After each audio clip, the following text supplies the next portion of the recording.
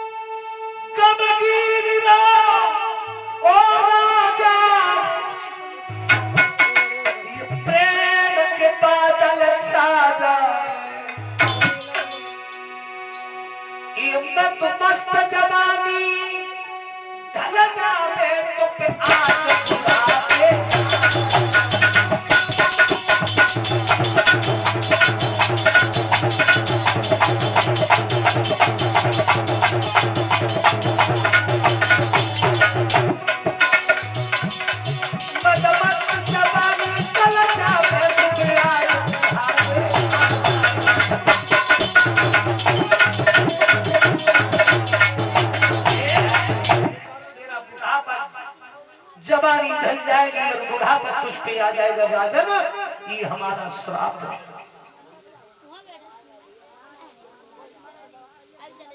याद रखना बंधुओं, जब ये का श्राप अयाती महाराज बूढ़े हो गए, शर्मिष्ठा घर लौट के आई, देवयानी आई, मैंने अपने पति बूढ़े देखे तो फिर लौट पिताजी के पास गई और मैं पिताजी से बोली, पिताजी तुमने देखा करो, तुमने ये क्या किया? हमारे भतीजा से तो पहले ही बढ़िया है। कहने लगी पहले बढ़िया है।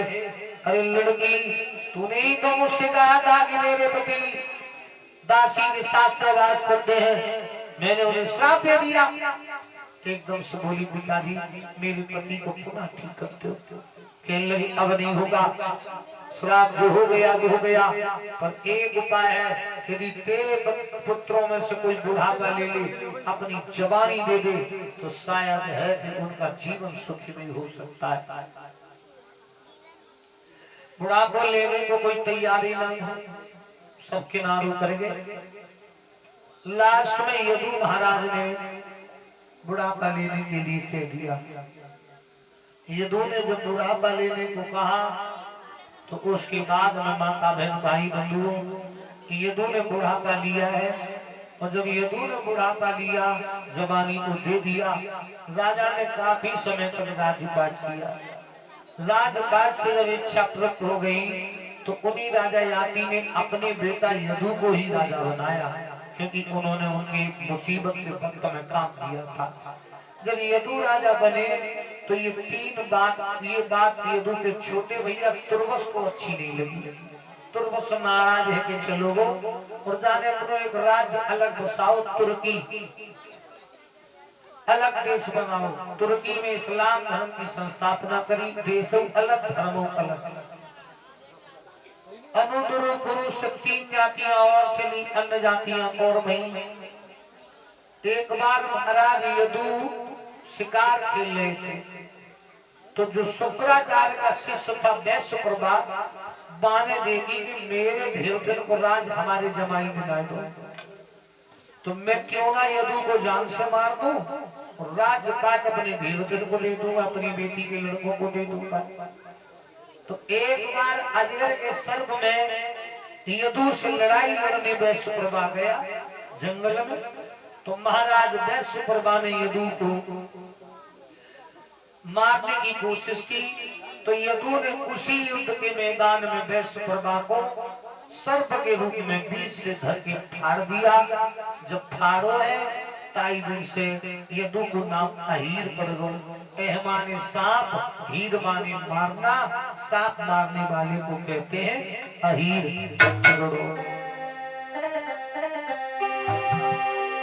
अहीर दोनों बुरे और ऐसे बुरो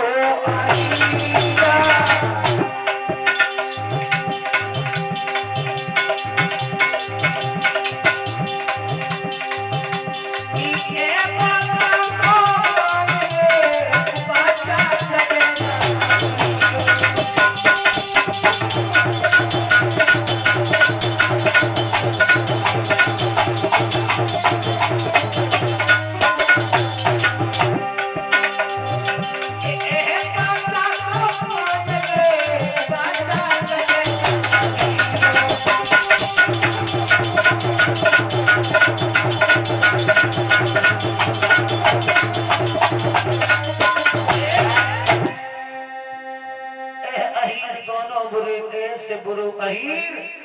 बाचा को मान ले पर बाचा तजना अहीर। इन्हीं महाराज यदु की 55 पीढ़ी के बाद यदु के 55 पर भय नंद और वसुदेव, इनके 56 पे भय कौरव पांडव दल भेद। 55 पीढ़ी के बाद यदु के वंश में 2 आदत पैदा भय, बाबा नंद और वसुदेव। बाबा नंद गोकुल के राजा है, वसुदेव बटेश्वर के महाराज सूरसेन के पुत्र है, जो मथुरा में मंत्री पद पे राजा उग्रसेन के यहाँ नियुक्त है। मथुरा के राजा उग्रसेन थे। उग्रसेन की पत्नी का नाम था पवनरेखा, लेकिन भगवान ने सब सुख का उपराया। कोई हारी से दुखी, कोई बीमारी से दुखी, कोई व्यापारी से दुखी, कोई व्यवहारी से दुखी, कोई बीमारी से दुखी। काऊ ना काऊ बात को कोई ना कोई दुख है। हर एक काऊ के पीछे, क्योंकि कभी ने लिखो है